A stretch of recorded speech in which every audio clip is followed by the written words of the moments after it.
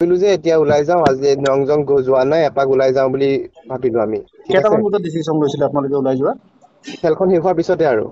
তাৰপিছত আপোনালোকে ভাবিলে নম্বৰটাক ফোন কোনে কৰিছে? নম্ৰতাক ফোন মানে নম্ৰতালৈ ডাইৰেক্ট প্লেনিংটো বুলি নহয়, নম্ৰতাই মানে মোক ফোন নম্ৰতাৰ লগত মই কথা পাতিছিলো, মানে প্লেনিংটো তেনেকে হোৱা নাছিলে যে আমি যাম বুলি। প্ৰথমে নম্ৰতাক মই ফোন কৰিছিলো আৰু তাই তেতিয়া মানে কি ক'লে যে তই আজিকালি মোক লগ নকৰ, তই মোক আহিবি নেকি ল'বৰ কাৰণে, এনেকে বুলি। আমি যাম, শ্বিলঙলৈ যাম এনেকে বুলি। নম্বৰতে প্ৰপ'জেলটো দিছিলে। হয়, তাৰপিছত আপোনালোকে কেইটা বজাত ওলাই গৈছিল?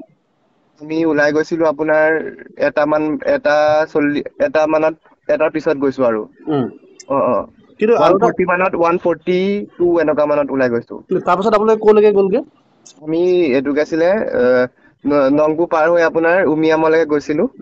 উমিয়ামৰ পৰা আমি ভাবিলো যে আমি মৰ্ণিংটো ছানৰাইজ নাপাওঁগে, আমাৰ তাত পাওঁতে দেৰি হৈ যাব আৰু মৰ্ণিং কিবা কিবি তাই ক'লে যে কামো আছে, হ'ব দে আমি এনেই ঘূৰি লোৱা এপাক, আমি ইয়াৰ পৰাই ঘূৰি যাওঁ আৰু। চবে সেইটোৱে চাজেশ্যন দিছে আমি ইয়াৰ পৰাই ঘূৰি যাওঁ বুলি, আৰু ঘূৰি অহা টাইমতে এইটো হৈছে এক্সিডেন্টটো। এক্সিডেণ্টটো হওঁতে যেতিয়া হৈছিলে আগৰ গাড়ীখনৰ আগৰ পাৰ্টটো একো হোৱা নাছিল। নম্বৰটা য'ত বহি আছে সেই পাৰ্টৰ সেইটো লৈ কিনে এটা প্ৰশ্ন উঠিছে, এইটো কি ক'ব আপুনি? কেনেকে সেইটো সম্ভৱ হ'ল? ৰখাই থোৱা গাড়ীখন যেতিয়া গাড়ীখন ৰখাই থোৱা আছিলে, ত' সি সন্মুখত দেখি গৈছে যে গাড়ীখন ৰখাই থৈছে বুলি, সি লগালগ ৰাইট চাইডে ষ্টিংডাল ঘূৰাই দিছে আৰু লেফ্ট চাইডৰ পাৰ্টটো লাগি গৈছে গাড়ীখনত। আচ্ছা আচ্ছা, মানে যিটো কথা আপুনি এতিয়াহে ক্লিয়াৰ কৰিলে, বস্তুটো ক্লিয়াৰ হোৱা নাছিলে নহয় জানো? মানে আগটো ঘূৰাই দিয়াৰ পাছত পিছ চাৰ্টটো লাগি গ'ল ন? তাৰপিছত আপোনালোকক হস্পিটেললৈ কোনে লৈ গ'ল? হস্পিটেললৈ মই আৰু প্ৰজ্ঞাই গাড়ী এখন ৰখালো। সেইখন গাড়ীৰ অৱস্থা নাই, মই তাইক যেতিয়া ব্লাড দেখিলো, মই লগালগ সেইখনৰ গাড়ীৰ কথা চিন্তা কৰা নাই, মই লগালগ বেলেগ এখন গাড়ী ৰখাইছো, গাড়ীৰ কোনো নৰখাই। তাৰপৰা AS দেখি পেলাই এজনে মোক ৰখালে, অসমৰে এজন মানুহে। আমি তাতে প্ৰজ্ঞা আৰু মই হস্পিটেললৈ লৈ গৈছো তাই। এই যিজনে গাড়ী চলাই আছিলে তেওঁ আপোনালোকৰ লগত সহযোগ কৰা নাছিল নেকি? সহযোগ বুলি তেনেকুৱা ধৰণৰ নহয়, তেওঁলোকে ক'লে যে আমি গুৱাহাটীত গৈ ফাৰ্দাৰ কিবা পাওঁ নেকি, বা ধৰি লওক যে আমি গৈ আছো, আমি এনেকে বুলি কৈ পেলাই আমি এখন সৰু গাড়ী আছিলে, কাৰণ সেইখন এল্ট্ৰ আছিলে, তেওঁলোক আমাৰ লগত আহিব নোৱাৰিছিলে, আমি গুচি আহিলো। আৰু পিছত মই তেওঁলোকক ফোন কৰি আছো যে ইয়ালৈ আহা, তাৰপিছত তেওঁলোক আহিছে পিছত। আপোনালোকে এনেদৰে প্ৰায় ওলাই যায় নেকি শ্বিলঙলৈ? প্ৰায় ওলাই নাযাওঁ। নম্বৰটাক আপুনি এই শ্বিলঙলৈ যোৱাৰ আগত কেতিয়া লগ পাইছে?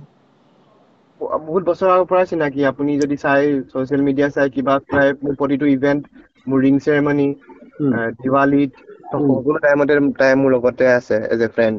আমাৰ দুটাৰ লগত বহুত আগৰ পৰাই। মানে লাষ্ট কেতিয়া লগ পাইছিলে আপুনি? এই শ্বিলঙৰ এক্সিডেণ্টটোৰ আগত আপুনি কেতিয়া লগ পাইছিলে নম্বৰটাক? উইদিন 1 মান্থৰ ভিতৰতে লগ পাইছো চাগে, তাৰ আগত। আৰু এটা ভিডিঅ' ভাইৰেল হৈছে, যিটো ভিডিঅ'ত দেখা গৈছে আপোনালোকে খুব ফূৰ্তি কৰি পিনি গাড়ীখনত গৈ আছে, আৰু আপোনাৰ কোলাত এগৰাকী ছোৱালী বহি আছে। সেই ছোৱালীজনী কোন হয়? প্ৰজ্ঞা দিহিঙীয়া তাই। আৰু এগৰাকী ছোৱালী আছিল যে গায়ত্ৰী কোন হয়?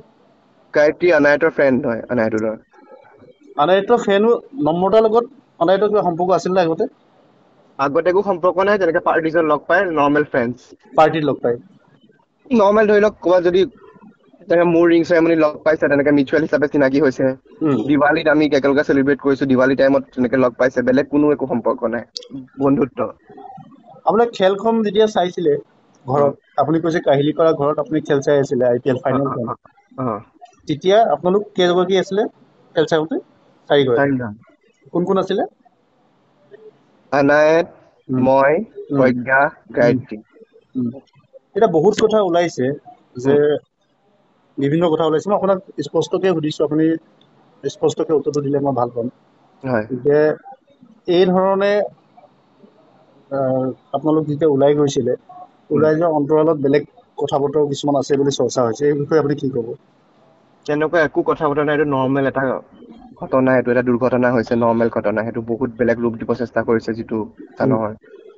তেনেকুৱা একো নাছিলে, আপোনালোক জাষ্ট ফ্ৰেণ্ড, এনজয় কৰিবৰ কাৰণে ওলাই গৈছে। এনজয় কৰিবৰ কাৰণে ওলাই গৈছিলো।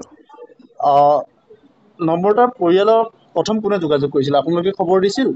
নম্বৰটাৰ দেউতাকৰ নাম্বাৰ বা মাকৰ নাম্বাৰ মোৰ ওচৰত ডাইৰেক্টলি নাছিলে, ত' মই সেইকাৰণে যাৰ পৰা মই চিনি পাওঁ নম্বৰটাক, তেওঁক ফোন কৰিলো। ৰিচা বুলি এজনী ছোৱালী, মানে মোৰ ৰিচা গগৈ বুলি এজনী ছোৱালী চিনি পাইছিলো। মোৰ ফ্ৰেণ্ড হয়, তেওঁলোক আগৰ পৰা ফ্ৰেণ্ডছ মানে।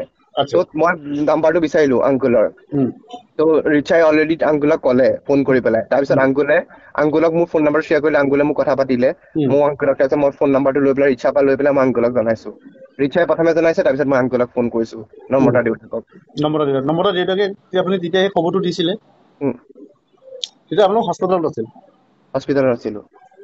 তাৰপিছত আপুনি হেৰিয়ৰ যেতিয়া ঘূৰি গ'ল গুৱাহাটীলৈ আহি পিনি আমাৰ বিধায়কজনৰ ল'ৰা যেতিয়া ঘূৰি গ'ল, তাৰপিছত তেওঁ হস্পিটেললৈ গৈছিল নে থানালৈ গৈছিল?